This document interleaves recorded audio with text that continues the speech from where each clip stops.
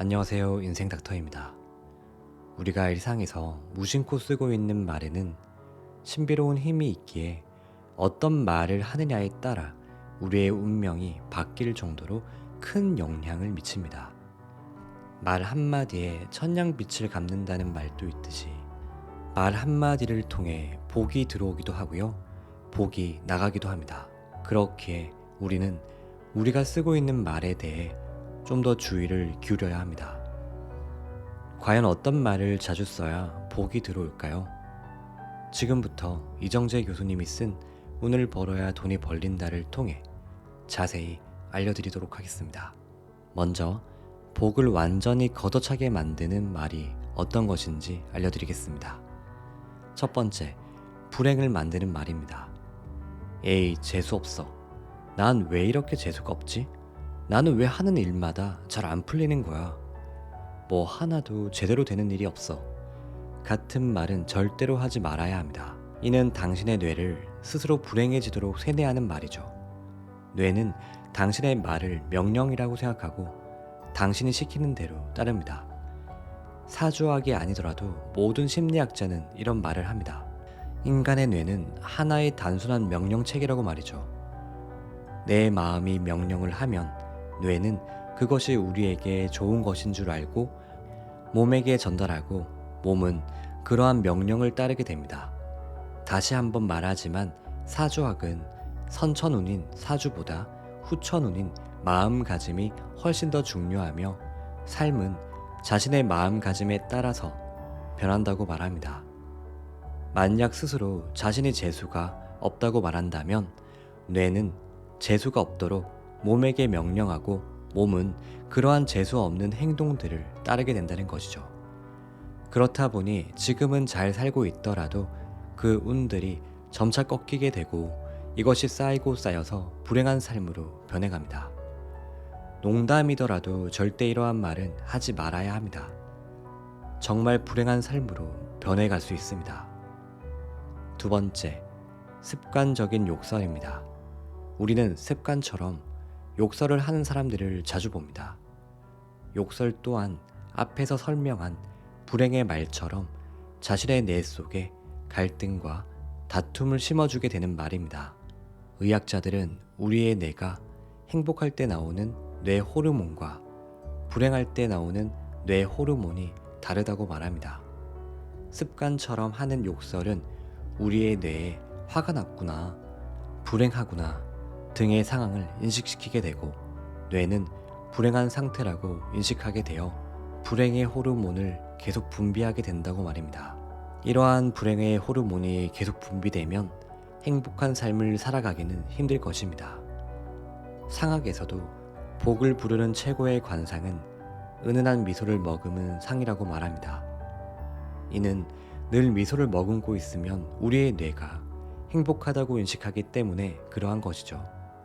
하여 이 뇌 속에서 행복 호르몬을 계속 분비하게 되고 이것이 우리의 삶을 행복하게 만들며 우리의 삶을 번영하게 만들어 갑니다. 욕설을 하는 사람 중 웃으면서 하는 사람은 없을 것입니다. 틀림없이 인상을 쓰거나 굳은 표정으로 욕설을 하게 될 거예요. 그렇기 때문에 욕설을 하는 순간에 당신의 뇌는 불행을 만드는 호르몬을 생성하게 되며 이것이 계속되고 지속될수록 당신의 삶은 점점 불행해집니다.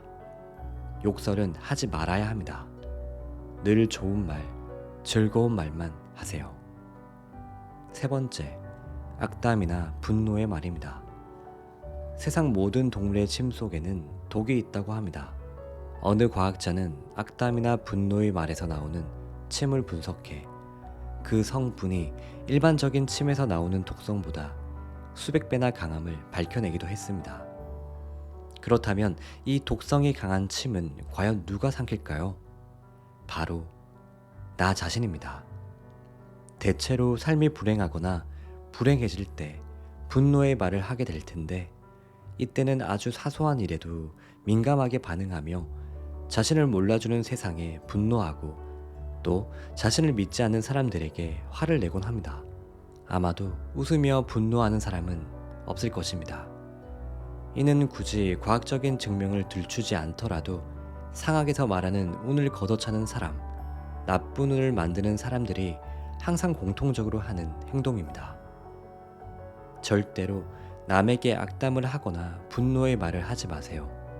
화가 나면 그냥 한번 껄껄 웃으세요.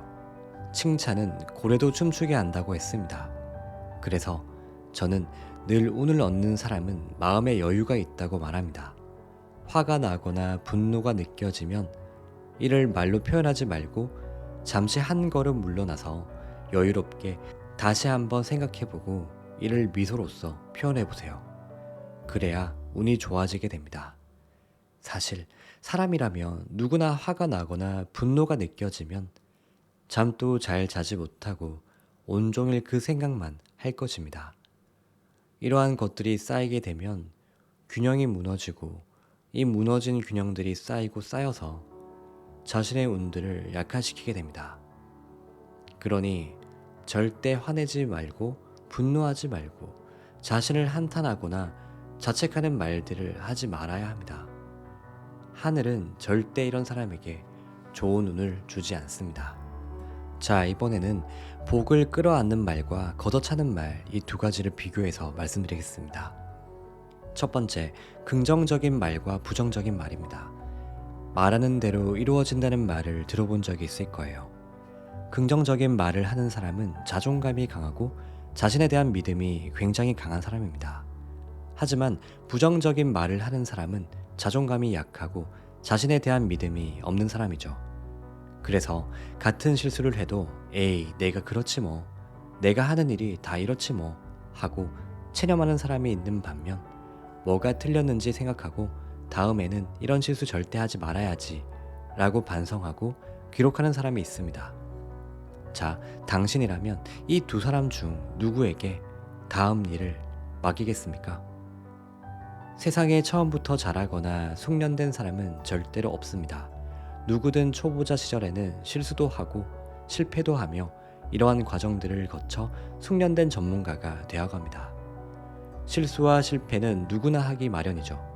그렇기에 내가 하는 일이 다 그렇지 뭐, 넌 절대 안 돼, 바보야, 그것도 못해 등의 말들은 절대로 남에게 해서는 안 됩니다. 이 말을 듣는 사람은 절대 당신을 우호적으로 생각하지 않을 것이고 나중에 결정적인 일이 생겼을 때 절대 당신의 편을 들어주지 않을 것입니다. 그래서 사주학에서는 복과 운은 항상 사람을 타고 들어온다고 말하는 것입니다.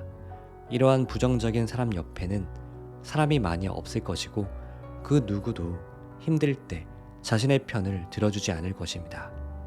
이는 이 사람에게 인복이 없다는 의미이기도 하며 절대 복 있는 삶을 살 수 없다는 의미이기도 합니다. 두 번째, 칭찬의 말과 비난의 말입니다. 칭찬은 고래도 춤추게 한다는 말이 있습니다. 이 칭찬의 말에는 묘한 마력이 있죠. 상대에게 한다면 200%, 300%의 힘을 내도록 만들어주게 되고 자신에게 한다면 자신에 대한 자존감을 높여주는 효과가 있습니다. 하지만 비난의 말을 상대에게 한다면 싸움과 논쟁이 되는 빌미가 되고 자신에게 한다면 자신을 비굴하고 초라하게 만들어 버립니다. 그러니 배우자에게는 이렇게 말을 하세요. 당신에게 맡겨두면 뭐든 잘해서 걱정이 안 돼 라는 식으로 말이죠. 그리고 동료에게는 이렇게 말을 하세요. 에이, 다음에 잘하면 되지, 사람은 누구나 실수를 해 라는 식으로 말입니다. 분명 이 모든 칭찬과 격려는 혜택으로 변해서 자신에게 돌아올 것입니다.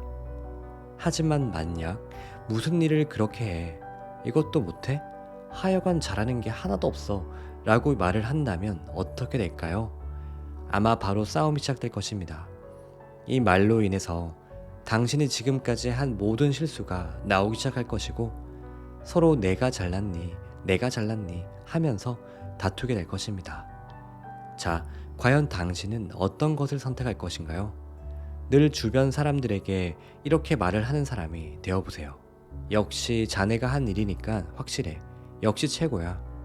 믿고 맡기길 정말 잘했다.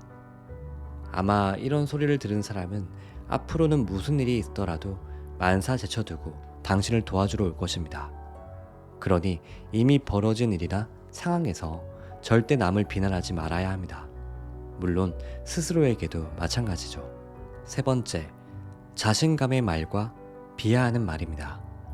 이는 앞서 두 번째의 경우를 자신에게 하는 것이라고 생각하면 됩니다. 자존감은 당신을 당당하게 만들고 자책감은 당신을 비굴하게 만듭니다. 사주학에서는 좋은 운, 즉 복은 가벼워서 높이 있는 것이며 경쾌해서 맑은 곳으로 향한다 라는 말이 있습니다. 복은 당당하고 자신감 있는 사람에게 오게 됩니다. 이를 심리학에서는 피그말리온 효과와 스티그마 효과라고 해서 구분하고 있는데, 항상 자신에게 긍정적인 말을 하고 자신감을 북돋우는 사람과 항상 자신에게 부정적인 말을 하고 자책하고 비하하는 사람의 성취도에는 엄청난 차이가 있다는 현상입니다. 이와 비슷하게 동양학에서도 동심지연기 취열안이라고 해서 좋은 말에는 난초의 향기가 난다고 했습니다. 그렇습니다. 당신은 이 세상에 단 하나밖에 없는 유일한 존재인 것입니다. 스스로 자신을 아끼고 존중해주지 않는다면 세상 그 누구도 당신을 존중하지 않습니다. 또한 우리 조상님들은 이렇게 자신을 비하하는 사람은 말로도 비참하다고 말씀하셨습니다. 네 번째, 우리라는 말과 너라는 말입니다. 영어로 설명하면 아마 더 쉽게 느껴질 것이죠. 영어로는 we와 you입니다. we라는 말 안에는 나도 포함되어 있습니다. 그러니까 어떠한 말이나 비난을 해도 반성의 말이 됩니다. 하지만 you라는 말 안에는 나가 빠져 있습니다. 그러니까 웬만한 말을 해도 비난과 질책의 소리가 되어버립니다. we라는 말은 상대에게 친밀도와 동질감을 주어서 연대감을 높여주지만 you라는 말은 내 곁에 사람이 올 수 없도록 벽을 치는 것과 같은 효과가 있는 말인 것입니다. 왜 사람들은 그토록 많은 친목 단체와 모임을 만들어서 서로 만나려고 할까요? 그 이유를 곰곰이 생각해 본다면 우리와 너라는 말의 의미를 이해하게 될 것입니다. 다섯 번째, 미소 지으며 하는 말과 인상 쓰며 하는 말입니다.